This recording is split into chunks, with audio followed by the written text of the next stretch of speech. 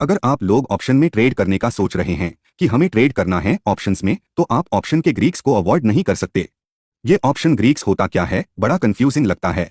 आज इस वीडियो को एंड तक देखिएगा, उतना ही सिंपल लगेगा, पर यह समझना क्यों जरूरी है। आप अपना हार्ड मनी लगाकर ट्रेड करने वाले हो, तो अगर आप अपना पैसा लगाकर ट्रेड करने वाले हो और आपका पैसा किसी चीज के ऊपर डिपेंड करता है जो कि ऑप्शन ग्रीक्स है।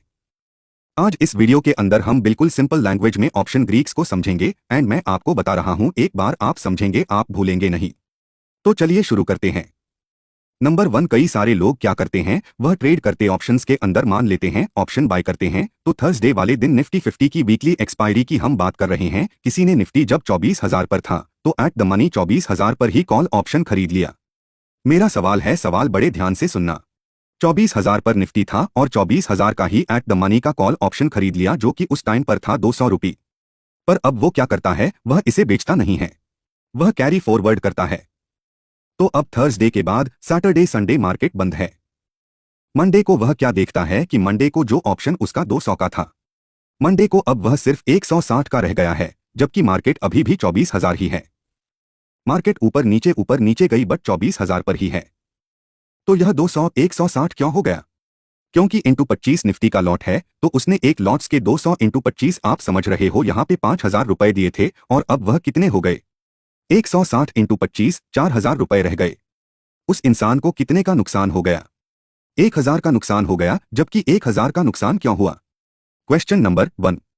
सेकंड क्वेश्चन है मेरा है, थर्सडे को उस इंसान ने 24,000 का कॉल ऑप्शन खरीदा। निफ्टी 24,000 पर था, अब निफ्टी इस दिन मूव कर जाता है 24,000 से निफ्टी 24,100 पर चला जाता है। उसने कल ऑप्शन खरीदा था 200 का। आपने मुझे बताना है यह 200 का प्रीमियम अब कितना हो जाएगा। अगर निफ्टी 100 मूव करता है तो 100 मूव करने से क्या प्रीमियम भी 100 बढ़ जाएगा? कितना बढ़ेगा, यह मेरा सेकंड क्वेश्चन है। अब मैं थर्ड क्वेश्चन पूछूंगा। थर्सडे वाले दिन निफ्टी 24,000 का था, आप चलो जी एग्जांपल 24,000 ऑप्शन लिया। आपके फ्रेंड बोला नहीं मैं तो 22,000 का, आप ऑप्शन चेन पर जाकर देखोगे आपको सारे दिखेंगे। मैं 22,000 का कॉल ऑप्शन खरीदूंगा, जो कि चल रहा है 2,000 का चल रहा है कॉल ऑप्शन, मैं ये खरीदूंगा। अभी भी निफ्टी 100 पॉइंट मूव करता है, निफ्टी 100 पॉइंट ही मूव करता है, 24,000 से 24,100 आ जाता है, बट कॉल ऑप्शन कौन सा खरीदा हुआ है? 22,000 का, जिसके 2,000 दिए। तो अब यहाँ पर आपको बताना है कि प्रीमियम जो 2,000 का 100 पॉइंट मूव करने से कितना बढ़ जाएगा। क्वेश्चन 4, ऐसा कुछ होता है कि कोई मार्केट में वॉलेटाइल इवेंट होने वाला हो या हो चुका हो, उससे ऑप्शंस के प्राइस में फर्क आ जाए।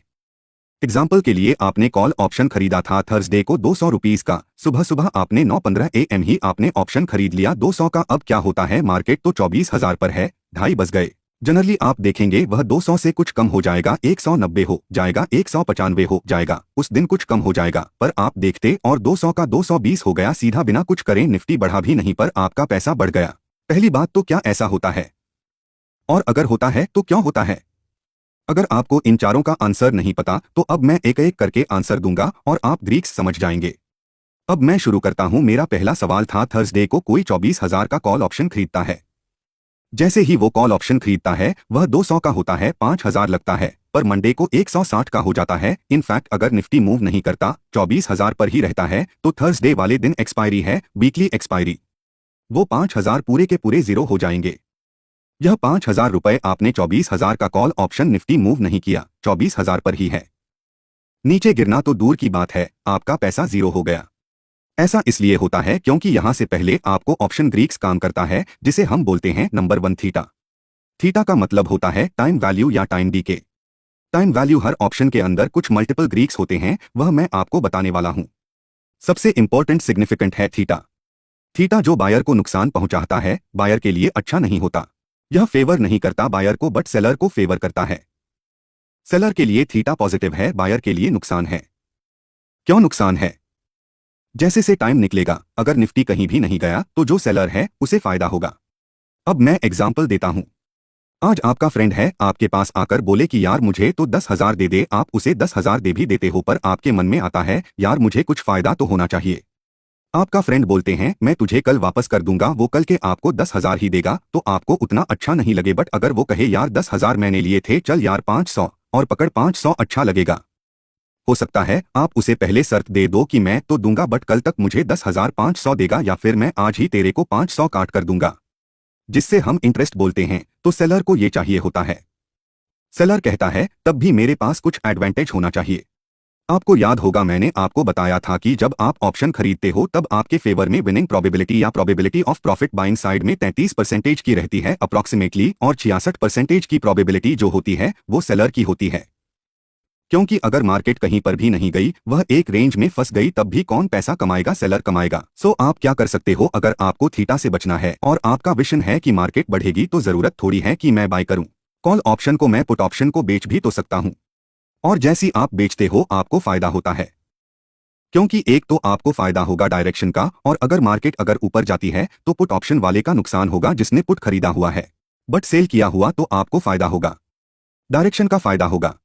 दूसरा, टाइम भी जैसे जैसे गुजरेगा, पहले डायरेक्शन लेती मार्केट, फिर साइड जाती है, फिर डायरेक्शन लेती है, तो साइडवेज होने पर भी आपको प्रॉफिट आ रहा होगा। This is a concept of theta. This is point number 1। सो मेरा सबसे पहला सवाल था कि 24,000 का कॉल ऑप्शन खरीदने के बाद भी थर्सडे को 0 क्यों हो जाता है?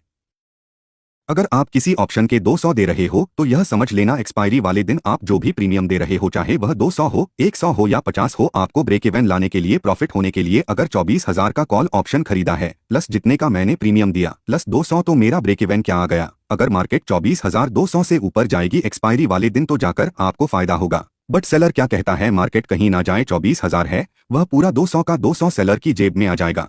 प्लस अगर मार्केट 200 पॉइंट तक भी मूव कर जाती है तब भी आपको तो कोई प्रॉफिट होगा नहीं, और सेलर को नुकसान भी नहीं होगा, आपका तो सारा का सारा एट द मनी पर। अब यह समझना आपको मैं समझा चुका हूं, बट फिर भी मैं बता रहा हूं, मैं यहां पर आपके लिए ऑप्शन चेन खोल देता हूं। सो हमारे पास ऑप्शन चेन आ गया। एग्जाम्पल के लिए अभी निफ्टी 24,000 पर है, मुझे एट द मनी दिखता है 180, ठीक है, और यहाँ पुट साइड में दिख रहा है 114। अब यहां पर समझना बड़े ध्यान से, ये 180 और 114 जो मुझे दिख रहा है, कमाल की बात क्या है कि अगर अगले दिन एक्सपायरी है तो अगर मार्केट कहीं नहीं जाती, 24,000 पर रहती है, तो यह प्रीमियम की वैल्यू खत्म हो जाएगी। समझना जरूरी है, जब भी आप कभी भी प्रीमियम पे करते हो ऑप्शन का, तो उसमें दो चीज होती है, एक होती है उसमें टाइम वैल्यू और दूसरे होते इंट्रिंसिक वैल्यू। टाइम वैल्यू क्या है? जब तक के लिए एक्सपायरी हो रही तो उसके अंदर कुछ टाइम का वैल्यू, टाइम का पैसा है, जितना टाइम है उसके लिए सेलर कुछ पैसा ले रहा है। और दूसरा intrinsic value eight the money के अंदर, अगर आप एट द मनी का ऑप्शन देखोगे, जैसे कि 24,000 पर है मार्केट, मान लो एग्जांपल, तो 24,000 अपने एट द मनी खरीदा तो इसकी इंट्रिंसिक वैल्यू 0 है, और बाकी का जो बचा, अगर 180 देख रहे तो 180 के 180 टाइम वैल्यू है, तो टाइम वैल्यू तो 0 होनी है। अगर मार्केट मूव नहीं करी तो यह तो 0 है। सिमिलरली एट द मनी के आगे कौन सा होता है? Out of the money. तो आउट ऑफ द मनी के सारे ऑप्शंस के अंदर कोई इंट्रिंसिक वैल्यू होती ही नहीं है, तो इट इज ऑल 0। दिखा देता हूं आपको समझ में आ जाएगा। तो अगर हम अभी कॉल साइड के आउट ऑफ द मनी के ऑप्शंस की बात करें, आउट ऑफ द मनी कौन से? तो ये जितने भी आउट ऑफ द मनी के ऑप्शन है, 152, 125, 103, 83, 66, 51, 40, 31, ये सब के अंदर ये जो भी है ये सारा टाइम वैल्यू है। कल ये सारे ऑप्शन 0 हो जाएंगे अगर मार्केट मूव नहीं हुए। तो अगर होगी तो हमारा दूसरा क्वेश्चन तो हम वही से समझेंगे। एंड सिमिलरली पुट ऑप्शन के अंदर भी यह जितने भी आउट ऑफ द मनी के 96, 78, 66, 54, 45 ये सब 0 होने वाला है। 0 नहीं होता, वह 5 पैसा होता है। तो यह आपको मैंने समझाया। सबसे पहला option Greek which is known as theta, आपने थीटा समझा जिसे हम टाइम वैल्यू बोलते हैं। तो ऑप्शन के प्राइस के अंदर आप सबसे पहले क्या दे रहे हो? आप टाइम वैल्यू दे रहे हो, और आप इंट्रिंसिक वैल्यू। अब यह क्या होती है इंट्रिंसिक वैल्यू? समझो, मैंने आपको एग्जांपल दिया था कि किसी ने 22,000 का कॉल ऑप्शन खरीदा 2,000। अब ये 2,000 क्यों है? अगर मार्केट 24,000 पर है तो हमारी इंट्रिंसिक वैल्यू कैसे निकलेगी? 24,000 माइनस 22,000 तो 2,000 यहां आ गई, तो इंट्रिंसिक वैल्यू 2,000 आ गई। तो मैंने बोला प्रीमियम में दो चीज होती हैं, या तो आपकी इंट्रिंसिक वैल्यू और दूसरा क्या है जो बचा हुआ 200 है वह टाइम वैल्यू है। यहां पर क्या होता है कि अगर मार्केट मूव नहीं हुई तो आपका सारा कैपिटल 0 भी होगा। लोग out of the money option में ट्रेड करते हैं, वो पूरे के पूरे फिनिश हो जाते हैं, जो 1 लाख डाला 0 हो गया। पर अब हमारे पास तो बहुत सारे क्वेश्चन है। क्वेश्चन नंबर 2 यहां पर आता है। दूसरा सवाल पूछा था 24,000 का कॉल ऑप्शन खरीदा 200 में, तो 24,100 अगर हो गया, 100 पॉइंट बढ़ गया, तो मेरा प्रीमियम कितना बढ़ेगा? इसे कैलकुलेट करने के लिए आपको दूसरा ऑप्शन ग्रीक समझना है, which is known as delta. जैसे मैंने आपको यहां पर थीटा बताया। अभी नाम बड़े अजीब अजीब है, बट कॉन्सेप्ट सिंपल है। यहां पर 24,000 का कॉल ऑप्शन है, 24,100 हो गया प्राइस, तो 200 का मेरा प्रीमियम जो है कॉल ऑप्शन का वो कितना हो जाएगा? ठीक है, इसे कैलकुलेट करने के लिए बोला मैंने आपको डेल्टा को समझना है। अब ये डेल्टा क्या होता है? डेल्टा कहता है कि अगर आपको मेरी वैल्यू पता है तो आप इसे कैलकुलेट कर सकते हो। आपको कैसे वैल्यू पता लगेगी वो तो मैं आपको शॉर्टकट दे ही दूंगा, पर अभी मैं आपको समझा देता हूँ। एट द मनी जो ऑप्शन होते हैं, 3 तरीके ऑप्शन होते हैं, in the money, at the money and out of the money. So आपको यह समझना है जो डेल्टा की वैल्यू होती है वह 0 से लेकर 1 तक की होती है। आपको कहीं न कहीं दिखेगा परसेंटेज में 0 to 100 भी दिखेगा। वह बात एक ही मैं आपको बताऊंगा कैसे। एग्जाम्पल, एट द मनी पर 0.5 डेल्टा होता है। अगर आप 0 to 100 का कैलकुलेशन करो तो वहां पर आपको किसी किसी जगह पर किसी वेबसाइट पर 50 दिखेगा, तो बात एक ही है। सो एट द मनी पर डेल्टा की value 0.5, in the money option के अंदर जो वैल्यू होती है वह 0.5 से लेकर 1 की होती है, और आउट ऑफ द मनी के अंदर वैल्यू 0 से लेकर 0.5 की होती है। सिंपल सी कैलकुलेशन है। एट द मनी पर 0.5 का हमारा डेल्टा है, हमारे 100 मूव हुए हैं, डेल्टा कितने का है 0.5 मल्टीप्लाई कर दो, 50 आंसर आ गया आपका। जो प्रीमियम होगा 200 से 250 का हो जाएगा। अब क्वेश्चन नंबर 3 कि अगर आपके फ्रेंड ने 24,000 की जगह 22,000 का कॉल ऑप्शन खरीदा होता, जो कि आपका यहाँ पर आप देखते हो कि 2,200 का था, तो 100 पॉइंट के मूव आने से क्या होता। अब 50 पॉइंट नहीं बढ़ेगा प्रीमियम। क्यों नहीं बढ़ेगा? क्योंकि यह इन द मनी है, deep in the money. Deep in the money में अभी हमने समझा जो डेल्टा की वैल्यू है वो 0 to 1 है। डीप इन द मनी में it will be close to 1, so almost आप कह सकते हो कि 100 पॉइंट बढ़ने से मोटा मोटा 100 पॉइंट का ही मूव आपको दिख जाएगा, तो 2,200 का प्रीमियम सीधा 2,300 हो जाएगा। This is delta. पर अब एक और सवाल था, हमारा 4th क्वेश्चन था। 4 से पहले एक कॉन्सेप्ट रह गया, हमारा गामा रह गया। अब मेरा एक और क्वेश्चन है यहाँ पर, दैट इज 24,000 पर ही निफ्टी है। पर अब आप कहते हो यार मैं तो ना out of the money option खरीदूंगा, मैं खरीदूंगा 24,500 का कॉल ऑप्शन। 24,000 का कॉल ऑप्शन आपके तो 200 का, मेरे पास नहीं है 200, यहां पर ये 50 का है, मैं तो 50 दूंगा। और अगर लॉट 25 का है तो उसमें 1,250 मेरे लगेंगे। लोग ऐसा करते हैं। अब अगर निफ्टी मूव करेगी 24,000 से, मैं कहता हूं 500 पॉइंट मूव कर दे, 500 पॉइंट निफ्टी मूव कर गई, तो पहला सवाल तो मेरा यह था कि आपका प्रीमियम कितना बढ़ेगा। 50 का प्रीमियम है, कितना बढ़ जाएगा 500 पॉइंट बढ़ने से। अब आप कहोगे यह तो काफी आउट ऑफ द मनी हो गया। आउट ऑफ द मनी के अंदर हमने अभी समझा था कि आउट ऑफ द मनी के अंदर जो आपका डेल्टा होता है 0 to 0.5 होता है। आप कह सकते हो अप्रॉक्सीमेटली 0.2 के आसपास होगा, आपको एग्जैक्ट वैल्यू मिल जाती है। पर मैं आपको एक जनरल चीज बता रहा हूं, क्योंकि उसके बाद मुझे आपको गामा समझाना है। देखो, अगर यह 0.2 होता तो इसका मतलब है कि आपका 100 पॉइंट बढ़ेगा, प्रीमियम में 50 का 150 हो जाएगा, और अगर 150 हो गया 500 बढ़ने से तो 1,250 के 3,750 हो जाएंगे। आपका पैसा 3 गुना हो जाएगा। ऐसे होता ऑप्शन के अंदर। अब अगर आपका पैसे 3 गुना हो जाएंगे, बट इसके बाद क्या होगा? अगर निफ्टी अब इसके बाद 24,700 जाती है तो भी क्या 0.2 के हिसाब से ऑप्शन का प्रीमियम बढ़ेगा? द आंसर इज नो, क्योंकि यहां पर तो अब एट द मनी आ चुकी है। तो अब इसकी कैलकुलेशन 0.2 से नहीं 0.5 से होगी। तो 150 के बाद आप कहते हो कि 150 पॉइंट और बढ़ गया, तो 200 इंटू 0.5, 100 पॉइंट और बढ़ जाएगा। अब आप सीधा क्या बढ़ जाएगा ऑप्शन का प्रीमियम, तो ये 150 से 250 हो जाएगा। अगर मार्केट 24,000 से चलती हुई 24,800 जाती है, और आपने out of the money option 24,500 का खरीदा हुआ था, और अपने out of the money option 24,500 खरीद हुआ था, तो अब यह कैसे डिसाइड हुआ कि कब 0.2 होगी, कब 0.5 होगी? So rate of change of delta is known as gamma. पहले आउट ऑफ द मनी था, तो आउट ऑफ द मनी ने 0.2 से कैलकुलेशन करी, और जब एट द मनी आ गया तो हमने 0.5 से कैलकुलेशन करी। पर अब 0 आपका यहाँ पर 24,500 ही है, अभी भी आपने 24,500 ही खरीद रखा है। निफ्टी पहुंच जाती है यहाँ पर, आप कहते हो 25,000, तो 300 पॉइंट और बढ़ गई। अब आपकी कैलकुलेशन 0.5 से नहीं होगी, अब क्योंकि आपका जो ऑप्शन है यहाँ पर इन द मनी हो गया, तो यहाँ पर आपको हो सकता है 0.7 या 0.8 के हिसाब से आपका प्रीमियम बढ़े। और अगर 0.9 के हिसाब से बढ़ता है तो अगले 300 पॉइंट में आपको मोटा मोटा 270 पॉइंट बढ़ जाएगा। आपको तो यहाँ पर 250, यह सीधा 520 दिखाएगा। This is gamma. यहाँ इसे टेक्निकल समझने की जरूरत नहीं।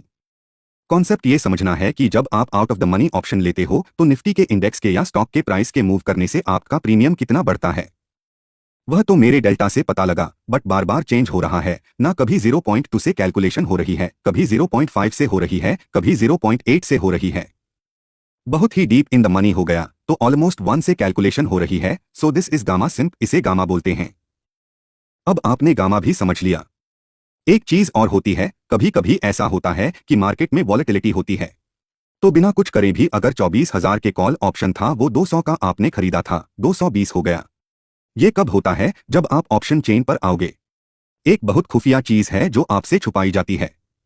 वो खुफिया चीज क्या होती है? इसे हम बोलते हैं आईवी, मतलब इम्प्लाइड वॉलेटिलिटी। यहां पर दिख रहा है आपको आईवी एलटीपी के साथ साथ में, और यहां पर भी एलटीपी के जस्ट साथ में भी आईवी दिख रहा है। आप समझो आईवी का मतलब क्या है, वॉलेटिलिटी कितनी है। इम्प्लाइड वॉलेटिलिटी बायर को फेवर करती है। अगर आप यहां पर देखो आईवी 16 और कहीं पर 10 भी है, मतलब यह डिफरेंस है। कहीं कहीं तो आपको दिखेगा। अगर आपको मैं दिखाता हूं 21 की आईवी, 12 की आईवी, 13 की आईवी, अगर मैं थोड़ा सा आगे बढ़ जाऊं तो आपको यहां पर 16 की, 17 की, 18 की, 19 की आईवी। यह क्या है? अब मैं आपको बताता हूं ये क्या है। देखो इसे समझ लो एक बार, बड़ा अच्छा कॉन्सेप्ट है।